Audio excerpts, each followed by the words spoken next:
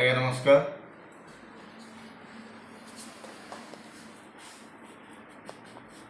ବିଶ୍ୱବାସୀଙ୍କର ସ୍ଥିତି ଗମ୍ଭୀର। କିଏ କାହାକୁ ସହଯୋଗ କରିବାକୁ ଚାହିଁଲେ ମଧ୍ୟ ନିରୁପାୟ। ଆତ୍ମସ୍ୱଜନ ନିଜ ଶବ ନେବା ପାଇଁ ରାଜି ନୁହନ୍ତି। ଇଚ୍ଛା ଥିଲେ ବି ଜଣେ ମା ତାର କଷି ଛୁଆକୁ ସ୍ତନ୍ୟପାନ କରାଇ ପାରୁନି। ଛୁଆଟା କିଛି ଦୂରରୁ ଆକୁଳ ବିକଳ ହୋଇ ତା ମା ପାଖକୁ ଯିବା ପାଇଁ କାନ୍ଦୁଛି, ତା ବି ଅସମ୍ଭବ।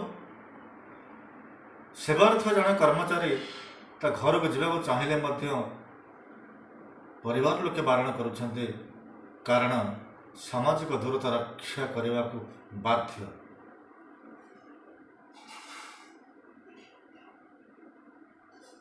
ଏମିତି ଏକ ଫେଣ୍ଟାଫେଣ୍ଟି ଘଟଣାକୁ ନେଇ ମୋର ଏକ କବିତା, କରୋନା ଫେରିଯାଉ।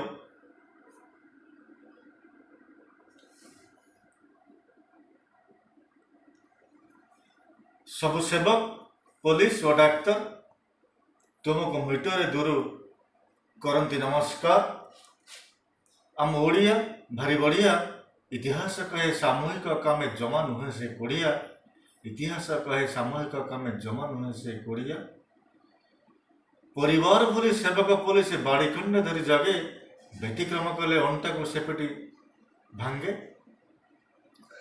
ଆମ ଜଗନ୍ନାଥ ସଂସ୍କୃତି ବିଶ୍ୱବିଦିତ, ତାକୁ ବୁଝି ବିଳମ୍ବ ହୁଅ ସଂଯମିତ।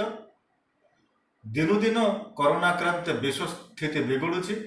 ରାଷ୍ଟ୍ରମୁଖ୍ୟ ହାତ ଟେକି ଜଗତ ଉଦ୍ଧାର ଡାକୁଛି।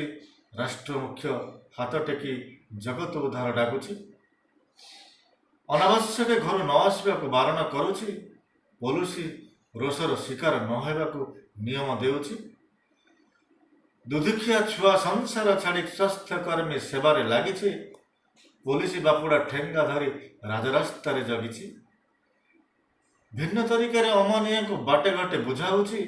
ନିଜ ଜୀବନକୁ ବିପଦେ ପକାଇ ପରିସ୍ଥିତି ସାମ୍ନା କରୁଛି। ଓଡ଼ିଆ ଆରାଧ୍ୟ ଦେବତା ରାଣ ଦେଉଛୁ। ବିଶ୍ୱ ସୁରକ୍ଷା ପାଇଁ ମା ମାଉସୀଙ୍କ ପାଖେ ନେଉରା ହେଉଛୁ। ଭୋକିଲା ଛୁଆଟା ଭୋକ ବିକଳରେ ଭୋ ଭୋ ହେଇ କାନ୍ଦୁଛି। ରୋଗିଣା ମାଆଟା ଶେଯରେ ପଡ଼ି ଔଷଧ ପାଇଁକି ନିଉନି ହେଉଛି। ରୋଗିଣା ମାଆଟା ଶେଯରେ ପଡ଼ି ଔଷଧ ପାଇଁ ନିଉନି ହେଉଛି। ଏହି ପରିସ୍ଥିତିରେ ସବୁକୁ ପଛରେ ରଖ, ସଭିଏ କୁହ ହରିଏ ରଖ, ସଭିଏ କୁହ ହରିଏ ରଖ। ହାତ ଯୋଡ଼ି କରୁ ନିବେଦନ, କରୋନା ଫେରୁ ଚୀନର ଉହାନ। କରୋନା ଫେରୁ ଚୀନର ଉହାନ। କରୋନା ଫେରୁ ଚୀନର ଉହାନ। ଜୟ ଜଗନ୍ନାଥ।